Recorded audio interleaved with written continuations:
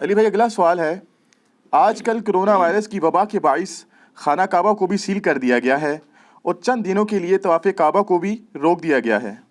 میرے علم کے مطابق یہ اسلامک ہسٹری میں پہلی دفعہ ہوا ہے۔ ایسی صورتحال میں حج اور عمرہ کے زائرین کے لیے کیا احکامات آئے ہیں؟ پلیز وضاحت فرما دیں، شکریہ۔ دیکھیں جی، یہ تھوڑی سی میں آپ کی ہسٹری کی اصلاح کر دوں، یہ پہلی دفعہ نہیں ہوا۔ اس سے پہلے بھی تاریخ میں کئی دفعہ خانہ کعبہ سیل ہوا ہے مسلمانوں کی آپس کی خانہ جنگی کی وجہ سے۔ یزید ابن معاویہ کے دور کے اندر جب عبداللہ ابن زبیر رضی اللہ تعالیٰ عنہ علیہ السلام نے حجاز میں خلافت قائم کر لی تھی، تو مکہ مدینہ اور حجاز کے ایریے پہ ان کی خلافت تھی اور شام اور عراق کے اوپر بنو امیہ کی، اور یزید تھا اس وقت خلیفہ۔ تو اس نے لشکر روانہ کیا عبداللہ ابن زبیر پہ چڑھائی کے لیے تاکہ حجاز کی حکومت بھی حاصل کرے۔ تو انہوں نے منجنیق کے ساتھ خانہ کعبہ کے اوپر بمباری کی، بڑے بڑے پتھر رکھ کے نا، بڑی بڑی گلیلوں کے اندر جو لکڑی کی ہوتی تھی پھینکے۔ صحیح مسلم میں موجود ہے کہ اسی دوران خانہ کعبہ کی ایک دیوار ڈیمیج ہوئی، غلاف کعبہ کا ایک حصہ بھی جل گیا اور یہ توہین ہوئی۔ اس دوران خانہ کعبہ سیل ہو گیا کتنے عرصے کے لیے، لوگ حج عمرے کے لیے نہیں جا پا رہے تھے، کیونکہ حضرت عبداللہ ابن زبیر نے خانہ کعبہ کے اندر پناہ لی ہوئی تھی اور وہ یہ سمجھ رہے تھے کہ یہ کعبہ کی حرمت کا خیال رکھتے ہوئے کم از کم ہم پہ حملہ نہیں کریں گے، لیکن انہوں نے کعبہ کی حرمت کا بھی دنیا پرستی میں خیال نہیں کیا، الٹا منجنیق سے پتھر پھینکے اور خانہ کعبہ کو مسلمانوں نے شہید کیا۔ استغفر اللہ واتوب الیہ۔ بہرحال اسی دوران یزید ابن معاویہ مر گیا۔ عبداللہ ابن زبیر کو خبر پہنچ گئی تو انہوں نے پھر جو کمانڈر آیا تھا اس کو پیغام بھجوایا کہ تمہارا شیطان مر چکا ہے شام میں جو بیٹھا ہوا ہے، جاؤ اپنے شیطان کا جا کے جنازہ پڑھو۔ تو وہ محاصرہ ٹوٹ گیا۔ پھر 9 سال تک عبداللہ ابن زبیر حجاز پہ حکومت کرتے رہے۔ اسی دوران جب یزید مرا تو اس کا بیٹا جو تھا معاویہ ابن یزید، اس کے بیٹے کا نام بھی معاویہ تھا، اور وہ واقعی رحمہ اللہ تعالی ہے، وہ ہے جس کو شیعہ بھی رحمہ اللہ کہتے ہیں۔ صرف 22 سال کی عمر میں فوت ہو گیا۔ اس نے اپنے باپ کی مسند کو ٹھوکر مار دی۔ اس نے کہا میرے باپ نے دنیا کے پیچھے اپنی آخرت برباد کر دی اہل بیت کے ساتھ ظلم کر کے، میں لعنت بھیجتا ہوں ایسی حکومت کے اوپر۔ اور اس کو یہ پتہ بھی نہیں تھا کہ کچھ دنوں بعد اس نے مر بھی جانا ہے۔ تو اگر حکومت مل بھی گئی ہوتی تو اس نے اویل کتنا کرنا تھا، مر تو جانا ہی ہے میرے بھائی، تو ایسی کر جائیں کہ مرنے کے بعد امر ہو جائیں۔ 22 سال کا لڑکا جس کو آج جس خاندان کے بدترین جو دشمن ہیں جن میں ہم بھی شامل ہیں، اس کو رحمہ اللہ کہتے ہیں۔ بیٹا یزید کا ہے لیکن رحمہ اللہ۔ تو اس کے بعد مروان بن حکم جو ساری سازش کرنے والا تھا، جنگ جمل کو پلان کرنے والا اور یہ سب کچھ، اس نے پھر حکومت سنبھال لی۔ اس نے کوشش کی کسی طریقے سے عبداللہ ابن زبیر پہ غلبہ پائے، نہیں، پھر وہ مر گیا۔ مرتے مرتے اس نے اپنے بیٹے عبد الملک بن مروان کو بنایا۔ پھر عبد الملک بن مروان نے حجاج ابن یوسف کو لالچ دی کہ میں تمہیں حجاز کا بھی گورنر بنا دوں گا، عراق کا تو پہلے ہی بنایا ہوا ہے، وہاں کا بھی، اگر تم عبداللہ ابن زبیر کو قتل کرو۔ اور صحیح مسلم میں پوری ڈیٹیل آتی ہے، جو میرا ایک یوٹیوب پہ کلپ بھی ہے، آل امیہ کا دہشت گرد حجاج ابن یوسف، اس میں میں نے پوری ہسٹری صحیح مسلم سے بتائی ہے۔ کہانی شریف، مولانا شریف نہیں، صحیح مسلم شریف۔ اس نے عبداللہ ابن زبیر کو شہید کیا۔ اس دوران بھی خانہ کعبہ شہید ہوا اور ان کی لاش، ایک صحابی رسول کی لاش اس نے جو ہے وہ وہاں دروازے پہ ٹانگ دی۔ تو ایک بڑی دردناک ایک سٹوری ہے، اس میں نے بتائی ہے۔ لیکن یہ میں بتا رہا اس لیے ہوں کہ یہ کرونا وائرس سے پہلے جو مسلمانوں کے اندر جو یہ ملوکیت کا کرونا وائرس ہے نا، اس نے بھی اس طرح خانہ کعبہ کو سیل کیا ہوا ہے۔ اور اسی کانٹیکسٹ میں بخاری مسلم میں آتا ہے کہ عبداللہ ابن زبیر کے جب دور میں یہ سارا معاملہ ہوا تو عبداللہ بن عمر سے کسی نے آ کے پوچھا کہ حج اور عمرے کے معاملے میں جو اب یہ ایشو ہے تو آپ کیا کریں گے؟ تو انہوں نے کہا ہم وہی کریں گے جو نبی علیہ السلام نے کیا تھا۔ تو ان کا نبی علیہ السلام نے کیا کیا تھا وہ بھی بخاری مسلم میں ہے۔ ان کا نبی علیہ السلام نے جب صلح حدیبیہ کے موقع پر کفار مکہ نے آپ کو مکے میں آنے سے روک دیا تھا، تو آپ نے حدیبیہ کے مقام پہ ہی اپنا جو ہے وہ جانور قربان کر کے بال منڈوا کے احرام کھول دیا تھا۔ تو ہم بھی ایسا ہی کریں گے اگر مکے تک نہ پہنچ سکے، اور بعد میں پھر اس عمرے کی قضا بھی دی تھی۔ یہاں میں ضمن بتا دوں، اکثر لوگ پوچھتے ہیں کہ یہ عمرہ تھا تو قربانی کا جانور کیوں ساتھ لے کے گئے تھے؟ عمرے پہ قربانی کا جانور آپ لے کے جا سکتے ہیں، حج پہ تو ضروری ہے، حج قران اور حج تمتع کے لیے، عمرے کے لیے انٹیگرل پارٹ نہیں ہے، لیکن افضل ہے کہ کوئی قربانی کے ساتھ عمرہ بھی کر سکتا ہے۔ ایک بڑا کریٹیکل مسئلہ لوگ پوچھ رہے ہوتے ہیں، نبی علیہ السلام نے وہ عمرہ قربانی کے ساتھ اپنی ہدی کا جانور ساتھ لے کے گئے تھے، تو ان کا ہم بھی ایسے کریں گے۔ تو یہ کرونا وائرس کی وجہ سے جو کچھ ہوا ہے، خانہ کعبہ جو سیل ہوا ہے نا میرے بھائی، یہ سیل اس طرح نہیں ہوا ہوا کہ بالکل ہی وہاں نماز نہیں ہو رہی۔ سیل کے لفظ سے ایک بڑا غلط سا امیج آتا ہے، صرف انہوں نے مطاف خالی کروایا تھا۔ میں نے وہ ویڈیوز دیکھی ہیں، آپ سوشل میڈیا پہ اویلیبل ہیں، الیکٹرانک میڈیا پہ بھی دکھا رہے ہیں۔ انہوں نے مطاف خالی کرا کے جو طواف کعبہ والا معاملہ ہے وہ سب سے اوپر والی منزل پہ شفٹ کر دیا ہے۔ تو ویسے تردد والا کام ہے، وہ تو چکر ہی 1 کلومیٹر سے زیادہ ہو جاتا ہے ایک چکر۔ تو نیچے انہوں نے اسپرے وغیرہ کر کے صفائی کروائی ہے، اور اس کے بعد انہوں نے مطاف کا وہ حصہ جو خانہ کعبہ کا یعنی حتیم ہے اور کعبہ شریف کی اپنی پوری بلڈنگ، اس کو انہوں نے ایک سرکل میں سیل کیا ہوا ہے کہ اس کو کوئی ہاتھ نہ لگائے جا کے۔ حجر اسود کو لوگ چومتے بھی ہیں، اور سب سے آسان ذریعہ جراثیم ٹرانسفر ہونے کا تھوک ہے۔ ایک کرونا والے نے اس کو بوسہ دیا تو تھوک تو لازمی لگتا ہے، دوسرا والا آ کے صرف زبان ٹچ ہی کرے گا، وائرس شفٹ ہو جائیں گے۔ اور یہ وائرس کیا ہے، اللہ تعالیٰ کی عجیب مخلوق، وہ کرونا وائرس والا میرا آپ کلپ دیکھیں سر، آپ کو پوری میڈیکل سائنس پتہ چلے گی، اللہ کی قدرت کا پتہ چلے گا، اور اس میں ایسی صورتحال میں اسلام ہمیں کیا گائیڈ لائنس دیتا ہے ایپیڈیمک اور وائرل ڈیزیز کے حوالے سے۔ جتنے اختلافی مسائل تھے میں نے اس میں ڈسکس کیے ہیں، آپ دیکھ سکتے ہیں۔ تو وہ تھوک سے پھر وہ وائرس ٹرانسفر ہوگا۔ یہ سعودیہ والوں نے چیز لرن کی ہے ایران سے۔ ایران اس وقت آپ کو پتہ ہے ٹاپ آف دا لسٹ ان ملکوں میں آ گئے جہاں پہ یہ وائرس پھیل گیا ہے، کیونکہ وہاں پہ زیارتوں میں بھی لوگ اسی طریقے سے چومتے تھے، تو وہ تھوک سے وہ پھیلنا شروع ہوا۔ اللہ نہ کرے یہ پاکستان میں کوئی کرونا وائرس والا آ کے یہ مزاروں کے پتھروں کو چاٹنا شروع کر دے نا، تو آپ دیکھیں گے یہاں پہ بھی وائرس کیسے پھیلتا ہے۔ تو یہ دربار بھی سیل کرنے چاہیے پاکستان میں، ٹھیک ہے نا جی۔ چلیں وہ اس وجہ سے سیل نہ کریں جو مسلم شریف کی حدیث ہے کہ نبی علیہ السلام فرمایا میں تمہیں منع کرتا ہوں قبروں پہ عمارتیں مت بناؤ، قبروں پہ مت بیٹھو، یعنی مجاور بن کے بھی بیٹھنا، ڈائریکٹ بیٹھنا بھی، اور قبروں کو پکا نہ کرو۔ وہ حدیث اگر مسلم شریف کی نہیں ماننی تو کرونا شریف کا ہی خیال کر لیں۔ تو یہ چانس ہے، یہ انہوں نے لرن کیا، اور حکومت نے ابھی بڑا اسٹرکٹ آپ کو پتہ ڈیسیژن لیا، اور ہماری حکومت کبھی کبھی کوئی بہت اچھا کام کر دیتی ہے۔ ان میں سے ایک یہ ہے کہ انہوں نے ایران کے بارڈر کو وہاں پہ پہلے زائرین کو رکھتے ہیں، اور پورا چیک اپ کرنے کے بعد کچھ دن رکھنے کے بعد ابھی بھی 2000 سے زیادہ زائرین ہیں جن کا انہوں نے انتظام کیا ہوا ہے۔ سر پاکستان میں ریکویسٹ کروں گا، یہ کون سا ایسا فرض ہے جس کو آپ پورا کرنے کے لیے جا رہے ہیں؟ آپ ہسٹوریکل پلیسز کو دیکھنا چاہتے ہیں، وہ آپ کی مرضی ہے، ہم منع نہیں کرتے، لیکن جب اس طرح کا وائرس پھیلا ہوا ہے تو میں نے بخاری مسلم کی احادیث کی روشنی میں کرونا وائرس والے کلپ میں بتایا تھا کہ نبی علیہ السلام نے طاعون کے مرض کے بارے میں، وبائی امراض کے بارے میں فرمایا کہ جہاں پہ پھیلی ہو وہاں آپ نے نہیں جانا۔ تو آپ وہاں کیوں جا رہے ہیں، اور پھر وہاں سے بیماری یہاں لے کے آ رہے ہیں؟ اور ان کے لیے حکم ہے کہ جو وہاں پہ ہیں وہ یہاں پہ نہیں آئیں گے جہاں پہ بیماری نہیں ہے۔ یہ WHO نے جو ڈیسیژن کیا ہے، یہ تو بخاری مسلم میں نبی علیہ السلام 1400 سال پہلے آپ کو بتا چکے ہیں، اور مسلمانوں کا اس پہ عمل ہے الحمدللہ۔ ہمیں چائنا سے کئی بھائیوں نے رابطہ کیا ہے، اور وہ کہہ رہے ہیں کہ جی ہم شہید ہو جائیں گے، یہاں سے نہیں نکلیں گے، اللہ کی مرضی، ٹھیک ہے جی۔ تو یہ اللہ پہ یقین کا اسی وقت پتہ چلتا ہے کہ جب مشکل وقت آئے۔ ایئر کنڈیشن گاڑی میں سفر کر کے، ایک ایئر کنڈیشن مسجد میں جا کے، صاف ستھرا کھانا کھا کے، نبی علیہ السلام کی وہ احادیث بیان کرنا کہ آپ چٹائی پہ بیٹھتے تھے تو نشان پڑ جاتا تھا، یہ بہت آسان ہے۔ جب آپ چٹائی پہ شفٹ ہوں گے پھر پتہ چلے گا کہ یہ بیان بھی ہو سکتا ہے کہ نہیں۔ تو یہ مشکل وقت آتا ہے۔ تو انہوں نے سیل اس طرح نہیں کیا ہوا کہ جناب وہ خانہ کعبہ ہی سیل ہو گیا، تو انہوں نے حصہ وہ کیا ہے، اور مطاف انہوں نے نماز کے لیے کھول دیا، لوکل لوگوں کے لیے، آؤٹ سائڈر کے لیے فی الحال عمرہ بھی انہوں نے کینسل کر دیا ہے۔ اور آپ پتہ ہے پاکستان میں بھی کئی بیچارے آج ہی بیٹھے ہوئے تھے ایئرپورٹ کے اوپر، اور ان کو انہوں نے پھر پیسے واپس کر کے بھیجا ہے۔ اب جنہوں نے احرام باندھ کے نیت کر لی ہوئی تھی ان کو تو پھر ظاہر دم دینا پڑے گا، اور جنہوں نے صرف احرام باندھے تھے ابھی نیت نہیں کی تھی، زیادہ تر لوگ ایسے ہی ہوتے ہیں، وہ راستے میں یہ لم جو جگہ آتی ہے نا میقات، وہاں پہ پہنچ کے وہ جہاز میں اناؤنسمنٹ ہوتی ہے، وہاں لوگ نیت کرتے ہیں۔ خالی احرام پہننے سے کوئی محرم نہیں ہو جاتا جب تک نیت نہ کر لے،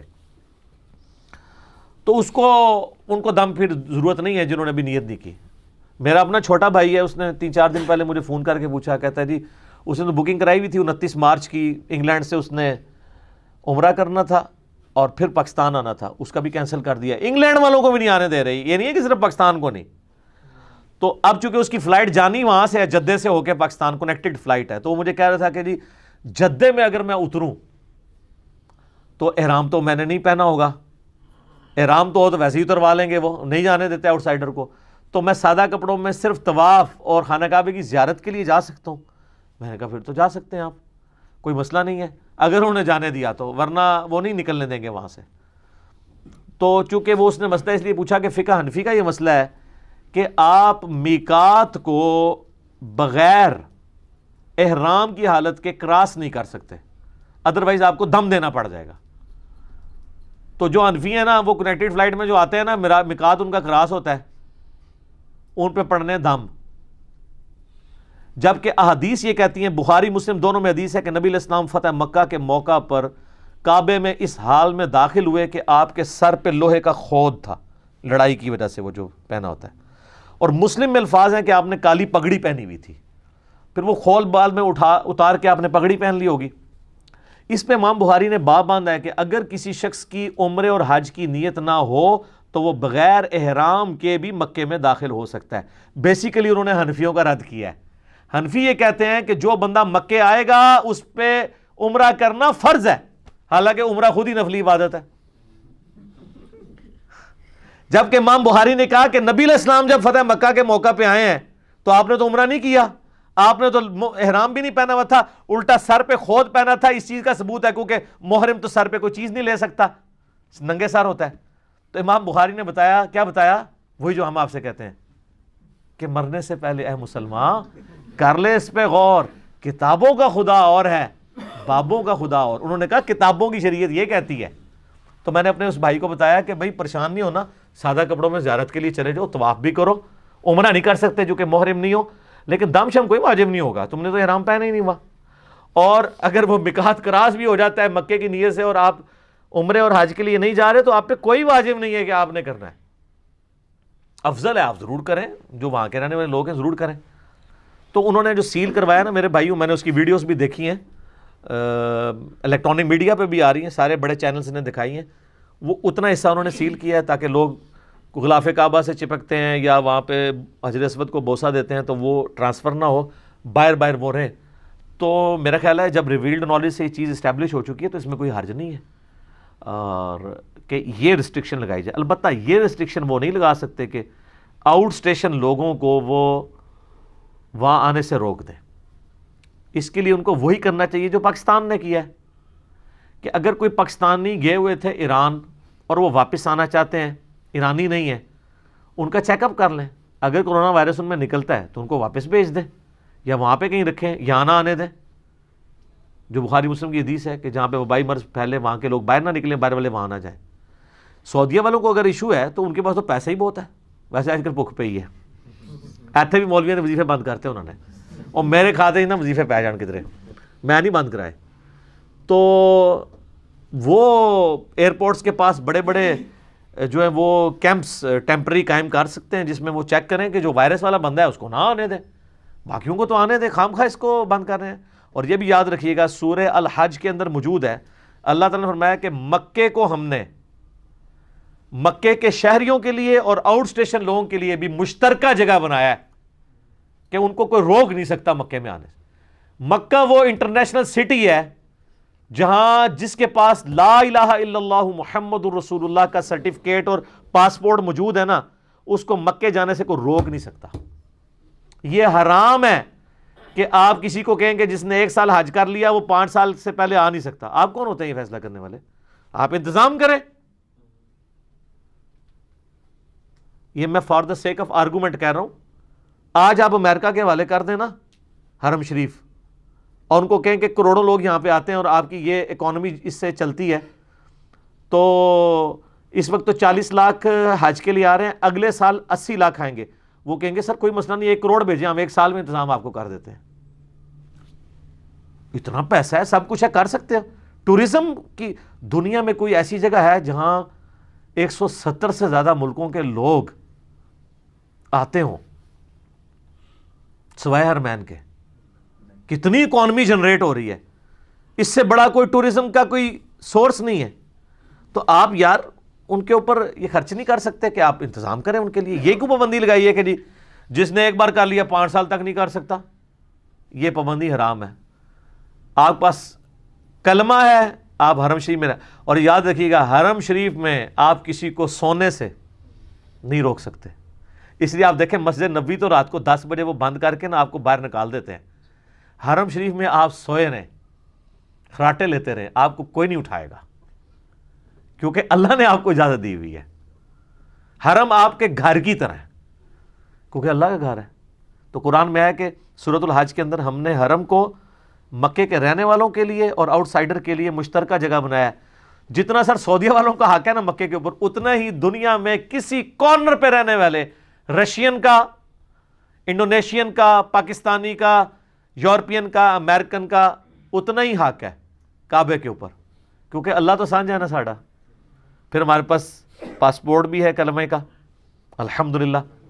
تو یہ نہیں روک سکتے, یہ اس کو ہم کنڈیم کرتے ہیں. باقی یہ جو انہوں نے ریسٹرکشن لگائی وہ بالکل ٹھیک ہے. اور اس میں میں شرعی ایک مسئلہ بتا دوں کہ جو لوگ حج اور عمرے کے لیے حرمین جائیں اور اس طرح کی کوئی آفت وہاں پہ خدشہ ہو پھیلنے کا, ایون حجر اسود وہ چومنے کے لیے کھول بھی دیں تب بھی کوئی ضرورت نہیں چومنے کی. نبی علیہ السلام نے آپ کے لیے سنت اسٹیبلش کی ہے. بخاری مسلم دونوں میں حدیث ہے کہ نبی علیہ السلام نے, حالانکہ آپ علیہ السلام کو حجر اسود تک پہنچنا کوئی مسئلہ تھا؟ آج آپ کے بادشاہوں کے لیے سب کچھ خالی ہو جاتا ہے, تو نبی علیہ السلام کو تو دور سے دیکھ کے لوگوں نے خالی کر دینا تھا. لیکن نبی علیہ السلام نے جب طواف کیا تو آپ نے صرف ایک دفعہ بوسہ دیا, اس کے بعد آپ نے بوسہ نہیں پھر دیا. بخاری مسلم میں آتا ہے آپ دور سے نا اپنی لاٹھی سے یوں اشارہ کرتے تھے اور لاٹھی کو چوم لیتے تھے, کر کے نا اس کے ساتھ ٹچ کر کے حجر اسود سے لاٹھی کو چوم لیا, ڈائریکٹ نہیں چوما. اور بخاری مسلم میں یہ بھی ملتا ہے کہ آپ نے دور سے یوں اشارہ کیا. جب ٹچ کریں گے تو پھر آپ لاٹھی چوم سکتے ہیں, اور خالی یوں اشارہ دور سے کریں گے نا ہوا میں, پھر چومنا نہیں ہوگا, یہ استلام آپ کا ہو جائے گا.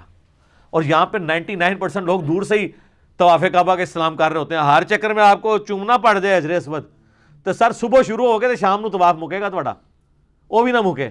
عورتیں تو ویسے ہی نہیں کر سکتی. استلام تینوں طریقے سے سنت ہے. ڈائریکٹ کس کرنا یہ بھی سنت, لاٹھی ٹچ کر کے یا کوئی ڈنڈا ٹچ کر کے چومنا یہ بھی سنت, اور اگر آپ ڈائریکٹ نہ ٹچ کر سکیں تو دور سے یوں کر کے بسم اللہ اللہ اکبر, بس یہ بھی آپ کا استلام پورا ہو گیا. تو یہ بھی سنت ہے. یہ سنت اسٹیبلش کی نبی علیہ السلام نے امت کی ثانی کے لیے. لیکن میں یہاں پہ یہ بھی بات بتا دوں, امت صاحب, بخاری مسلم میں حدیث ہے, سیدنا عمر کہتے ہیں اے حجر اسود تو ایک پتھر ہی ہے, نہ کسی کو نفع دے سکتا ہے نہ نقصان. اگر میں اپنے نبی علیہ السلام کو نہ دیکھتا کہ تجھے چوم رہے ہیں تو میں تجھے چومتا بھی نہ. ان کا مزاج یہ کہتا تھا یہ چوما چٹی سے کام کوئی اور بگڑ نہ جائے, لیکن مجبور تھے کہ اللہ کے نبی کا حکم ہے, اس کو توڑ نہیں سکتا. لیکن ساتھ انہوں نے اپنا ایک سمجھ لیں اختلافی نوٹ تو میں نہیں کہتا, لیکن انہوں نے ایک ایکسپلین کرنے کے لیے نوٹ لکھ دیا کہ کوئی حجر اسود سے کوئی عقیدہ نواں بستہ کر لے, ایسا نہ ہو پھر بت پرستی پتھر پرستی شروع ہو جائے. اس میں ایک اور کہانی بھی ہے کہ جی مولا علی پاس سے گزرے تھے, انہوں نے کہا امیر المومنین حجر اسود نفع بھی دیتا ہے اور نقصان بھی دیتا ہے, کیونکہ یہ لوگوں کے ایمان کی گواہی دے گا. تو حضرت عمر نے کہا کہ اگر علی نہ ہوتا تو عمر ہلاک ہو جاتا, یعنی آپ نے میری اصلاح کی. یہ جو جملہ ہے یہ بات تو ٹھیک ہے باقی جگہوں پہ, لیکن یہ جو کہانی ہے نا یہ کہانی مستدرک للحاکم میں ہے, اور امام حاکم نے یہ جس راوی سے لی ہے وہ ابو ہارون راوی ہے, اور وہ کذاب راوی ہے. یہ جھوٹی روایت ہے یہ بعد والی, کیونکہ لاجیکل ہے. قرآن تو کہہ رہا ہے لا تزر وازرۃ وزر اخری, کوئی جان اٹھانے والی دوسرے کا بوجھ نہیں اٹھا سکتی. حجر اسود کس طریقے سے کسی کا بوجھ اٹھا سکتا ہے کہ اسے نفع دے دے؟ یہ اس کا نفع نہیں ہے گواہی دینا, جیسا کہ ترمذی میں آتا ہے کہ قیامت الدین اللہ تعالیٰ حجر اسود کو آنکھیں بھی دے گا, وہ ان لوگوں کے ایمان کی گواہی دے گا جس نے اس کو کس کیا ہوگا, اور وہ بھی جب اللہ اس کو بتائے گا, ورنہ حجر اسود کو تو نہیں پتا کون ایمان والا ہے. اور یہ بھی ترمذی میں حدیث ہے کہ یہ جنت سے اتارا ہوا پتھر ہے, یہ سفید تھا اور بعد میں لوگوں کے گناہوں کی نحوست کی وجہ سے سیاہ پڑ گیا. یہ جو نفع ہے نا اس لیے حجر اسود کے ساتھ خاص ہی نہیں ہے. قرآن میں تو آتا ہے سورہ حامیم و سجدہ میں ہمارے ہاتھ پاؤں سارے اعضاء ہمارے اعمال کی گواہی دیں گے, اچھے اور برے. تو اپنے ہاتھ پاؤں چومنا شروع کر دیں, یعنی جن ہاتھوں سے آپ نے جو ہے وہ قرآن شریف ہاتھ میں پکڑا، اس کے بعد ہاتھ چومنا شروع کر دیں کہ فیض مل جائے مجھے، یہ وہ ہاتھ ہیں جنہوں نے قرآن چومے، اس طرح سے نہیں ہوگا۔ وہ تو آپ جس جگہ پہ نماز پڑھتے ہیں نا، وہ جگہ بھی آپ کی نماز پڑھنے کی گواہی دے گی۔ تو اس میں حجر اسود کوئی خاص نہیں ہے، یہ اس کا نفع نہیں ہوگا، اس کا نفع تب ہے کہ وہاں پہ پڑھنے سے کوئی جنتی ہو جائے۔ جیسے کہ دنیا میں ایک جنت کا ٹکڑا ہے، ایک ٹکڑا جنت کا ہے، کون سا؟ ریاض الجنہ جو مدینہ شریف میں ہے، بخاری مسلم دونوں میں حدیث ہے، میرے ممبر سے میرے گھر تک جنت کے ٹکڑوں میں سے ایک ٹکڑا ہے۔ ایک پاکستان میں بھی ہے، ہاں، او بابوں کا۔ پھر میں عرض کیوں نہ کروں کہ مرنے سے پہلے ہے مسلمان، کر لے اس پہ غور۔ کتابوں کا خدا اور ہے، بابوں کا خدا اور۔ کتابوں کا ریاض الجنہ اور ہے، بابوں کا ریاض الجنہ اور۔ ہر شے لا سکتے ہو تسی، فٹ کرتے جاؤ، یہ فارمولہ ہے، فنکشن اپلائی کرتے جاؤ۔ تو وہ یہ ہے جس کی کوئی سند نہیں ہے، اس کی سند بخاری مسلم میں ہے، اور امام بخاری نے اس پہ باب باندھا ہے، قبر رسول سے ممبر رسول جنت کا ٹکڑا ہے۔ آج کی ڈیٹ میں قبر رسول اسی جنت کے ٹکڑے میں ہے، اور سیدنا ابو بکر و عمر کی قبریں بھی علیہم السلام وہ نبی الاسلام کے ساتھ ہیں اسی جنت کے ٹکڑے میں۔ اچھا، اور قرآن میں اور بخاری مسلم میں آتا ہے کہ جو جنت میں ایک دفعہ داخل ہو جائے گا وہ کبھی نکلے گا نہیں۔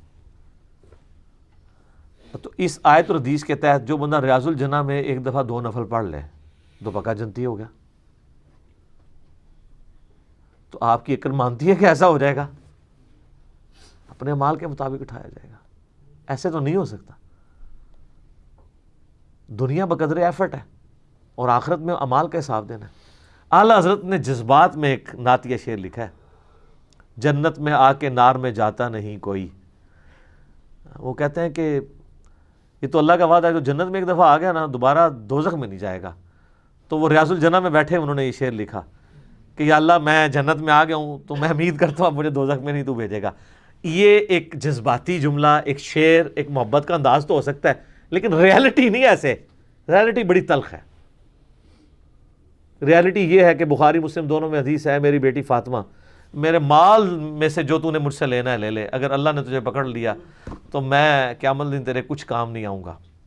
حالانکہ فاطمہ بخاری مسلم میں آتا ہے جنتی عورتوں کی سردار ہے، لیکن امت کو سمجھایا جا رہا ہے اس پہ تکیہ نہ کر کے بیٹھ جانا اس بات کے اوپر۔ اگر میں اپنی بیٹی کو کہہ رہا ہوں تو تم لوگ یہ نہ کہنا کہ جی جو بھی ہیں تیرے محبوب کی امت سے ہیں۔ اور سر یہاں تو لوگ اس سے بڑھ کے بات کر رہے ہیں، لوگ کہہ رہے ہیں آپ ہمارے مرید ہو جاؤ، ہم اس وقت تک جنت میں نہیں جائیں گے جب تک تمہیں نہ ساتھ لے جائیں۔ اور ہمارے بولے والی عوام کہہ رہی ہوتی سبحان اللہ۔ اس سے بڑا تکبر کا جملہ کوئی بول سکتا ہے؟ کیا سیدنا ابوبکر، عمر، عثمان و علی نے کبھی یہ جملہ بولا کہ جو میرے ساتھ اٹیچ ہو جائے میں جنت میں نہیں جاؤں گا جب تک کہ میں اللہ تعالیٰ سے جھگڑا کر کے اسے نہ لے جاؤں؟ سر نعوذ باللہ، اتنا تکبر کا جملہ کوئی اللہ کا ولی بول سکتا ہے؟ جھوٹ باندھا ہوا انہوں نے بزرگوں کے اوپر، اور بالفرض اگر کسی بزرگ نے بھی کہا ہے تو وہ خود اللہ کو جواب دے گا۔ یہ نہ کتے اور ہی لے جائے تو نال جتنے آپ جانا سے، اتنی تکبر کے اوپر مبنی جملے۔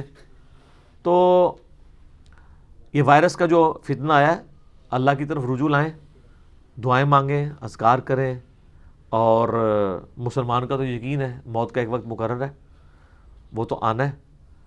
تو باقی اللہ کی جو مرضی۔ تو اس معاملے میں جو یہ سعودی حکومت نے جو اس طرح کا ایکشن لیا ہے، اس کے اوپر ہمیں ان پہ کوئی کرٹیسزم نہیں ہے اس معاملے میں کہ وہ اتنے حصے کو انہوں نے سیل کیا ہے تاکہ وہ پھیلے نہ۔ باقی طواف کعبہ انہوں نے روکا نہیں ہے، تیسری منزل پہ تھا، اب نیچے بھی شروع ہو گیا، وہ صفائی کی وجہ سے انہوں نے زیادہ کروایا تھا، اور یہ ایک جینون کیس ہے، اس میں کوئی مسئلہ نہیں ہے، اور زیادہ پینک پھیلانے کی ضرورت نہیں ہے، زیادہ ٹینشن لینے کی ضرورت نہیں ہے۔ اچھا مجھے بتائیں، اللہ قرآن میں بار بار کہتا ہے کہ ہر جان نے موت کا مزہ چکھنا ہے، لیکن آپ ڈرتے نہیں ہیں۔ کرونا وائرس کو لوگ کتنا ڈر گئے ہیں، وہ تو اللہ کی مرضی ہے، کرونا کے ذریعے جان لے کسی کی، ایئر کریش کے ذریعے لے، روڈ ایکسیڈنٹ میں لے، گردے کے فیلئر سے لے، ہارٹ فیلئر سے لے، یا برین ہیمریج سے لے، جانا تو ہے سب نے دنیا سے۔ کسی کو یہ پتہ نہیں کہ اس کا ایگزٹ کیسے ہونا ہے، اور کسی کا ایگزٹ کسی اس طرح کے طریقے سے چلا بھی جائے تو اس کے اوپر کوئی قدغن نہیں لگانی چاہیے۔ بخاری مسلم میں حدیث ہے جو طاعون کے مرض میں مر گیا وہ میری امت کا شہید ہے۔ علمی پوائنٹ نمبر 1، وہ یہ ہے میرے بھائیوں کہ ایپیڈیمک ڈیزیزز جو ہیں، وبائی امراض یا وائرل ڈیزیزز، اس سے متعلق اسلام ہمیں کیا عقیدہ بتاتا ہے؟ کیونکہ صحیح بخاری اور صحیح مسلم میں ایک حدیث ہے، حضرت ابو ہریرہ رضی اللہ تعالیٰ عنہ کہتے ہیں کہ نبی صلی اللہ علیہ وآلہ وسلم نے فرمایا کہ کوئی مرض بھی متعدی نہیں ہوتا، وبائی نہیں ہوتا، ایپیڈیمک نہیں ہوتا۔ جب آپ علیہ السلام نے یہ بات ارشاد فرمائی تو وہاں پہ ایک دیہاتی تھا، وہ کہنے لگا یا رسول اللہ صلی اللہ علیہ وآلہ وسلم، اگر کوئی مرض وبائی نہیں ہوتا تو ہم دیکھتے ہیں کہ ہمارے اتنے خوبصورت اونٹ ہرن جیسے موٹے تازے ہوتے ہیں، اور ایک خارش والا اونٹ جب ان میں داخل ہوتا ہے تو سب کوئی خارش لگا دیتا ہے، اور آپ کہہ رہے ہیں کہ وبائی مرض نہیں ہوتا، ہم نے تو یہ پریکٹس کی ہے۔ تو آپ صلی اللہ علیہ وآلہ وسلم نے فرمایا کہ اچھا وہ تو ان کو خارش لگا دیتا ہے، یہ بتاؤ کہ جو پہلا اونٹ ہے اس کو خارش کس نے لگائی تھی؟ بیسیکلی نبی علیہ السلام اسباب کے ساتھ ساتھ مسبب الاسباب کے اوپر نظر رکھنے کی ترغیب دلا رہے تھے کہ ظاہری وجوہات ضرور ہوتی ہیں، لیکن اس سارے معاملے میں تقدیر کو آپ نے پس پش نہیں ڈالنا، کیونکہ دوسری احادیث اس کو بریف کرتی ہیں۔ صحیح بخاری اور صحیح مسلم میں ایک اور حدیث ہے کہ نبی علیہ السلام نے فرمایا، حضرت ابو ہریرہ ہی روایت کرتے ہیں کہ کوئی اپنے بیمار اونٹ کو صحت مند اونٹ کے ساتھ نہ رکھے۔ اب یہاں پہ اس کا اشارہ ہے کہ یہ ایپیڈیمک ہو سکتا ہے۔ جب یہ حدیث حضرت ابو ہریرہ نے بیان کی نا تو وہ تابعی کہنے لگے کہ یا حضرت آپ نے پہلے تو ہم سے یہ حدیث بیان کی تھی کہ کوئی مرض ایپیڈیمک نہیں ہوتا، تو آپ اپنی جوانی کی وہ حدیث جو ہے وہ بھول گئے ہیں یا آپ نے جان بوجھ کے اس کو بیان نہیں کیا؟ تو انہوں نے کہا کہ نہیں، حدیث یہی ہے جو میں تم سے بیان کر رہا ہوں۔ تو حضرت ابو ہریرہ اپنی وہ راوی کہتے ہیں مجھے نہیں یاد کہ حضرت ابو ہریرہ وہ حدیث بھول گئے تھے یا جان بوجھ کے انہوں نے اس حدیث کو بیان نہیں کیا، اور اینڈ رزلٹ بتایا کہ وہ اگر اس کا وہ معنی بھی لو تو وہ منسوخ تصور ہوگا۔ ویسے تو منسوخ بھی نہیں ہے، وہ اور کانٹیکسٹ میں ہے کہ تقدیر پہ بھی ایمان رکھنا ہے، بیماری اوریجنیٹ اللہ ہی کی طرف سے ہوتی ہیں۔ تو اب جو اس وقت ہمارے پاس عقیدہ ہے وہ یہی ہے کہ بیمار کو آپ نے صحت مند سے الگ رکھنا ہے۔ ہاں، تیمارداری ضرور کرنی ہے، یہ نہیں ہے کہ اس کو مرنے کے لیے چھوڑ دینا ہے، ایسا بھی نہیں ہونا چاہیے، کیونکہ صحیح بخاری میں ایک حدیث ہے کہ نبی علیہ السلام نے فرمایا کہ کوئی بیماری متعدی نہیں ہوتی، یعنی اپنی اوریجن میں نہیں ہوتی، جب لگ جائے تو پھر آگے لگ سکتی ہے۔ اس کے ساتھ آگے الفاظ ہیں، جزام کے مریض سے ایسے بھاگو جیسے شیر سے بھاگتے ہو۔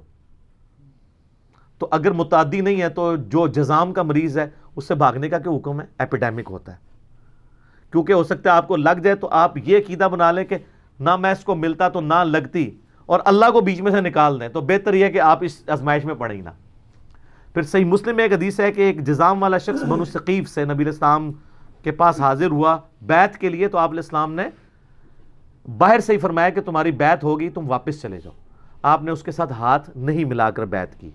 آپ علیہ السلام نے یہ پریکٹیکلی یہ چیز سکھائی ہے کہ اس میں بعض لوگ جو ہیں وہ جب فلو لگتا ہے تو وہ اپنا برتن کسی کا الگ کرتے ہیں، وہ برا منانا شروع کر دیتا ہے، تو اس میں برا نہیں منانا چاہیے۔ نبی علیہ السلام زیادہ خوش اخلاق کون تھا؟ وَإِنَّكَ لَعَلَىٰ خُلُقٍ عَظِيمٍ، لیکن کچھ رولز اور ریگولیشن ہیں، ان کو بھی آپ نے فالو کرنا ہوتا ہے، جو اللہ ہی نے اپنے پیغمبروں کے ذریعے اپنے بندوں تک باتیں پہنچائیں گے۔ تو یہ کلیئر ہو گیا کہ یہ مرض ایپیڈیمک ہو سکتا ہے، وبائی ہو سکتا ہے۔ علمی پوائنٹ نمبر 2